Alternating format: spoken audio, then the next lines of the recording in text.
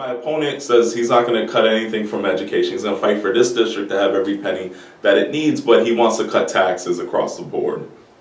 Where's the money going to come from? Because you can't cut taxes without cutting other services. And education is always the first line item to go. You know, Republican rhetoric is let's just cut all these taxes and we'll find the waste, we'll trim the fat somewhere. But the budget, there's no line item that says waste. There's no line item that says, you know, fat, trim the fat.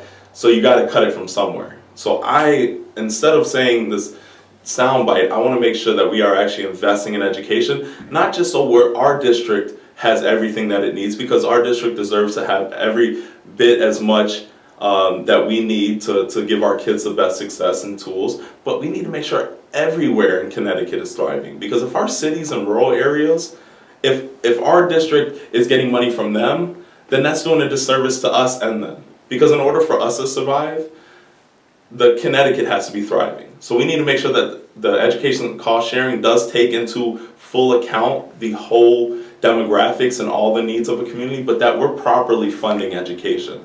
We are going to have hard cuts somewhere, and we're going to have these tough decisions, but education will not be one of them. And also, you know, well, actually, let's talk about Brookfield. Brookfield's a prime example in terms of education. There's a lot of discussions about making improvements to the school system in Brookfield. Yeah. Where do you see yourself as a state rep bringing assistance or assisting with the first selectman in addressing the educational needs for your community? Because of course Brookfield is part of your district. Yeah, of course, and we do have a bill that, or you know, a local town that we're talking about. If it gets out of the Board of Finance and Board of Selectmen, it will go to referendum for the Huckleberry school project, which is going to be $70+ million, but we're anticipating state grants. So ensuring that we have, on the state side, that we're advocating to make sure that there's enough money put away and dedicated for these projects that towns are doing, so we can reimburse them that percentage that we promise.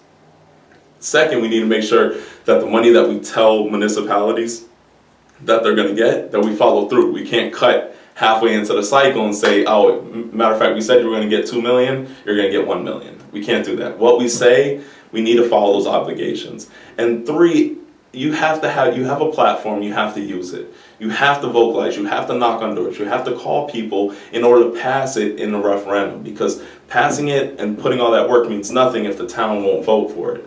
So we need to make sure that we have a state rep who is not just at the events shaking hands and you know, being friendly. We need somebody who's going to use that platform to speak out and call out these injustices and say, no, we need to pass this referendum. We need to put our own skin in the game and you know, make sure that our kids have the best opportunities. And I'm even advocating for that Brookfield even goes a step further and offers universal pre-K. Why don't we be the first town in the state to offer universal pre-K? Tell me that doesn't help us, not just in the long run, but the short run. Every realtor in town is going to say, with any person who's young, who wants a kid, who has kids, or is thinking about a family, say, go to Brookfield, they have universal pre-K. Property values are going to skyrocket. We're going to have a great school system. Let's be ahead of the curve instead of behind it.